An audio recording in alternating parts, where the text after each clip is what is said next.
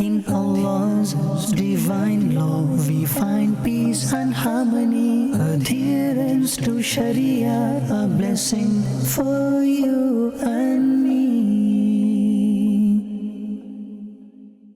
Alhamdulillah Rabbil Alameen, wassalatu wassalamu ala sayyidil mursaleen, amma ba'd, fa'udhu billahi minash shaitanir rajeem, bismillahir rahmanir rahim. Salatu wassalamu alayka ya Rasulullah wa ala alika wa ashabika ya Habiballah. Salatu wassalamu alayka ya Nabiyallah wa ala alika wa ashabika ya Nurallah. Welcome dear viewers to another episode of our program, Adherence to Shariah. It's the blessed month of Ramadan. Pray that Allah subhanahu wa ta'ala accepts our fasts, our tilawatul Quran, our dhikrullah, our sadaqat, and enables us to do as many good deeds as possible to fully take advantage of this noble month. Ameen. Let's listen to an excellence of Durood Sharif before beginning the episode. The Prophet ﷺ said, whoever recites salat upon me once, Allah Ta'ala showers 10 mercies upon him, forgives his 10 sins, and raises his rank by 10 times. Sallu ala al-Habib, sallallahu ta'ala ala Muhammad, sallallahu alayhi wa alihi wasallam. If we look in our communities, in our societies, our neighborhoods, we'll find that so many vices are prevalent and widespread. So many indecent actions are taking place, so many injustices are occurring, people are violating each other's rights. Now, amongst these common sins that are being committed by Muslims, one of them, which is spreading like wildfire, is participation in interest-based actions. Now, interest, sood, riba, this is unlawful as per Islam and the rulings of Shariah. The Prophet ﷺ forbade this, and as we will hear in Al-Quranul Kareem, Allah subhanahu wa ta'ala has mentioned that this is akin to going to war with Allah subhanahu wa ta'ala. Now, just think for a moment. In the dunya, we are not the most powerful amongst creation. There are people more powerful, more intelligent, more smart, bigger personalities, greater warriors. Now, that's the creation. Here, the Quran says that you're going to war with the Creator, Allah subhanahu wa ta'ala. If that's the case, how will people survive? Listen to what Allah subhanahu wa ta'ala says in Surah Baqarah, verse 275 and 276. Bismillah ar-Rahman ar-Rahim.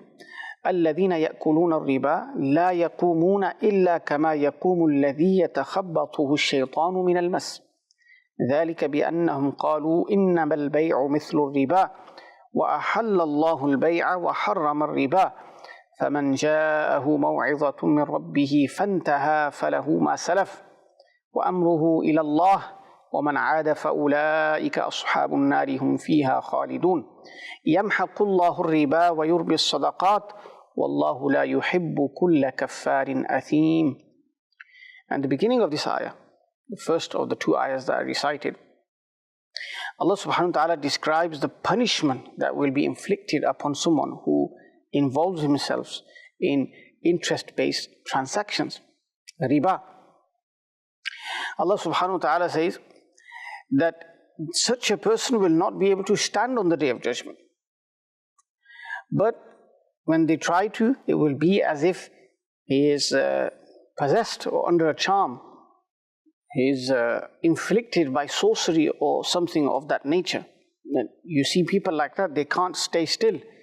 They're falling here, they're falling there, they're all over the place. This is how a person who would take interest in the dunya will be raised, will act on the Day of Judgment. So the Day of Judgment, a day where many people will be honored, others will be humiliated and disgraced. And amongst them are those who took part in interest-based transactions. So as for those people who will be in bliss on the Day of Judgment, the Quran says about them, وَفُتِحَتْ أَبْوَابُهَا. When they come close to paradise and the doors of paradise open, وَقَالَ لَهُمْ خَزَنَتُهَا السَّلَامٌ عَلَيْكُمْ. The gatekeeper of Jannah will say to them, peace be upon you. Enter paradise. Remain in it forever. Come towards the blessings of Allah subhanahu wa ta'ala. The ni'am, the bounties of Allah Jalla wa ala. On the other hand, you have people who are involved in sins like usury, riba. They will be raised in a state that their stomachs will be protruding. They will have massive stomachs. The scholars, they explain this. They say that in the dunya, they would busy themselves with riba and benefiting from interest. Why? To fill their stomachs. And that will be a reflection of that on the Day of Judgment. They try to fill their stomachs in the dunya through interest, usury. On the Day of Judgment, their stomachs will be massive.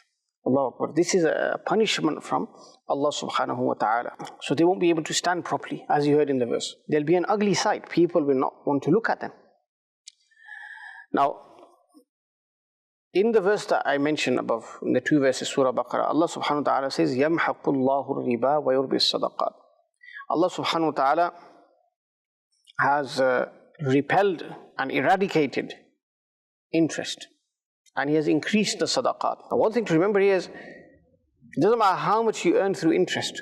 Look what Allah said. He has eradicated it. He has limited it. He has diminished it. What does that mean? It doesn't matter how much you earn through interest, there will be no barakah. You lose it quicker than you gained it. And there will be no barakah in that wealth. You want your wealth to benefit you, to benefit your awlad, to help you to solidify your deen, to adopt good akhlaq and mannerisms. But will haram income, will sood, will interest help you in that regard? No. In fact, we're told that this will do the opposite. Let's hear some sayings of the Prophet ﷺ in this regard. The Prophet ﷺ saw above his head in the 7th heaven a thunder, lightning-like strike in the clouds. And he saw such people whose stomachs were massive. And what was their state? They had snakes inside their stomachs. They had scorpions which could be seen from the outside. Sayyidina Rasulullah sallallahu alayhi wasallam asked, "O Jibreel alayhi salam, who are these people?" Jibreel Amin alayhi salatu wa taslim said that, "O Messenger of Allah sallallahu alayhi wasallam, these are those people who would consume usury, interest, riba." Look for a moment, dear viewers of Madani Channel. Look at the zillah, look at the disgrace, look at the humiliation, look at the azab that these people will face.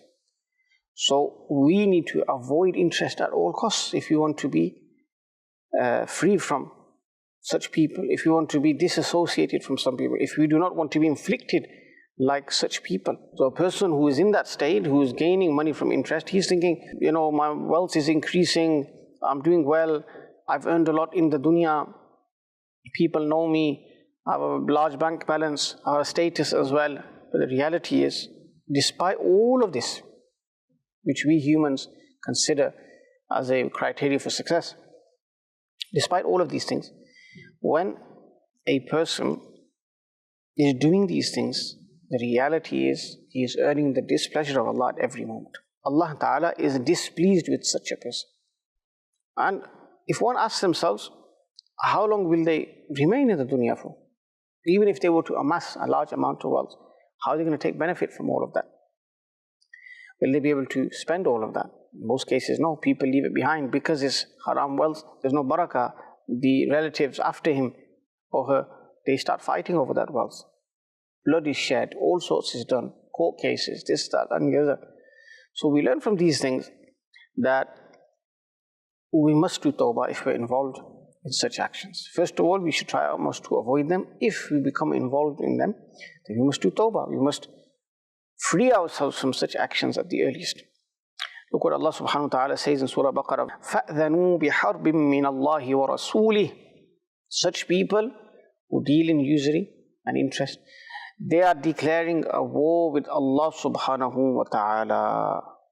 And interest is such a curse that the Prophet sallallahu alaihi wasallam has mentioned in one narration, the amount of people who will suffer because of the interest-based transaction. How many people will be cursed by Allah subhanahu wa ta'ala?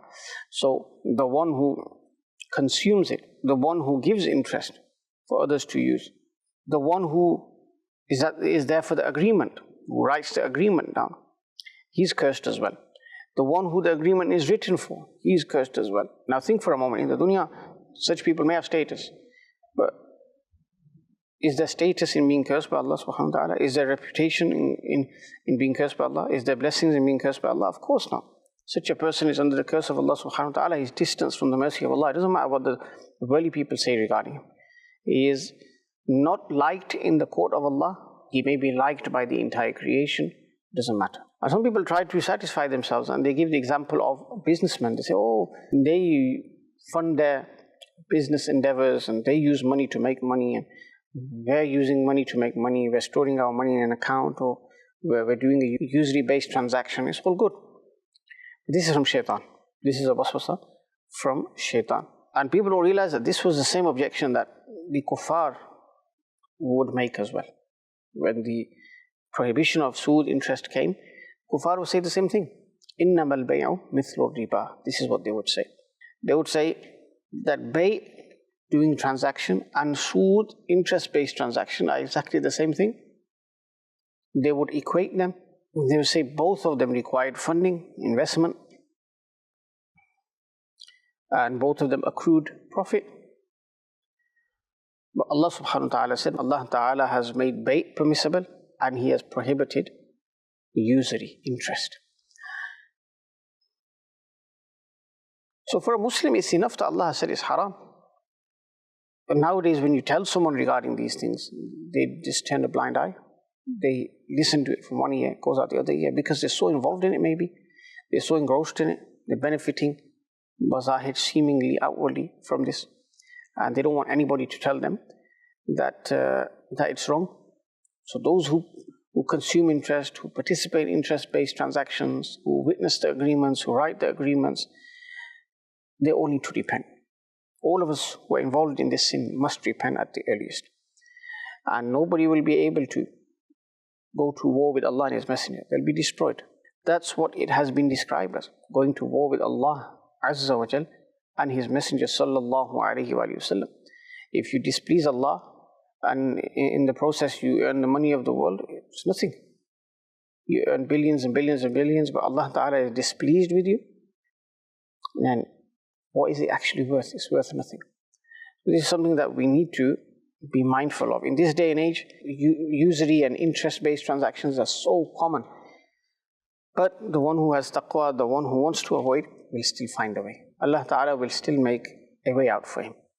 And those people who use excuses and say, oh, if we don't involve ourselves in these transactions, we won't survive, this won't happen, that won't happen. They need to work on their tawakkul, their reliance of Allah subhanahu wa ta'ala, their trust in Allah subhanahu wa ta'ala. It's weak. Otherwise they would never say stuff like this. Ma'adallah, they're saying if we don't do haram, we can't survive. Astaghfirullah. So, just to again highlight how severe this sin is, the Prophet ﷺ said, the sin of interest, usury, has 73 levels. And the lowest level from the 73 is such a sin, it's like a person committing adultery with his own mother. Astaghfirullah al-azim wa atubu ilayh. Imagine, the Prophet ﷺ said, there's 73 levels, 73 branches to the sin of usury and interest. Lowest branch, the lowest level is what? It's like a person committing adultery with their own mother. It's a massive sin. Despicable, disgusting thing to do. And the Prophet ﷺ has said, this is what it is akin to, the lowest level of interest. So, we need to be mindful, we need to be wise, we need to be intelligent, we need to be clever. And when the Prophet ﷺ has said something, when Allah Ta'ala has commanded us, that's it, we don't have no choice after that. That should be our mindset. وَمَا كَانَ لِمُؤْمِنٍ وَلَا مُؤْمِنَةٍ إِذَا قَضَى اللَّهُ وَرَسُولُهُ أَمْرًا أَنْ يَكُونَ لَهُمُ الْخِيَرَةُ مِنْ أَمْرِهِمْ. That whenever Allah and His Messenger have decided something, then the Muslims, believing men and women, have no ikhtiyar. Today people are saying, I have this right, I have that right. What about the right of Allah and His Messenger Sallallahu Alaihi Wasallam? Why do we discard that? Why do we abandon that? Why do we feel it's okay to go against that and violate those rights? Astaghfirullah. Remember, do what you want. If you're hell-bent on destroying your akhirah, do what you want then. You will die. When you die, you'll be asked about everything. And you won't be able to answer. You won't be able to deceive. You won't be able to come up with any sort of excuse in the court of Allah subhanahu wa ta'ala. Something was wrong, we avoid it. Remember, shaitan is always there. He's trying to tell us these things. Place these things in our mind. Oh, if we don't do usury-based transactions, if we don't involve ourselves in interest, we won't survive. How are we going to cope? What's going to happen with us? الشَّيْطَانُ يَعِدُكُمُ الْفَقْرَ وَيَأْمُرُكُمْ بِالْفَحْشَاءِ. Shaitan is the one who promises faqr, promises poverty to people, and He orders indecent actions, people follow Him. Wallahu ya'idukum maghfiratan minhu wa fadla.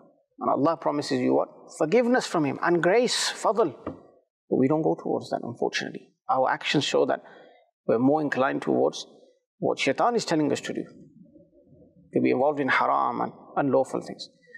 So, just to summarize, we discussed sood, this grave sin. It's the month of Ramadan. We need to quit. We need to leave this. And we need to make an azm, a firm intention, resolution that, Ya Allah, from this day forward, we're not going to involve ourselves in interest-based transactions. Remember, feeding yourself, feeding your family members with unlawful wealth. Allahu Akbar. They're going to raise that question against you in the Day of Judgment. Your own kids, your own family members. Why did you do so? You'll be humiliated in the court of Allah subhanahu wa ta'ala. So we must ensure that every luqma, every morsel, everything we earn is halal. Yes, it's a test. Yes, it's difficult. Yes, there's great hardship, especially in this day and age where it's widespread, interest is widespread. But the more you try, Allah sees you're trying. Allah will not waste your amal. Allah Ta'ala will make means for you. Allah Ta'ala will create avenues for you. You just have to have hope in the mercy of Allah subhanahu wa ta'ala. Continue striving. Inshallah, you'll be able to save yourself. May Allah subhanahu wa ta'ala, for the sake of this blessed month of Ramadan Kareem, help us to avoid the sin of usury and interest and all other sins as well. Ameen. Bijahin Nabil Ameen. Sallallahu alayhi wa alihi wa sallam. In Allah's divine law we find peace and harmony. Adherence to Shariah, a blessing for you and me.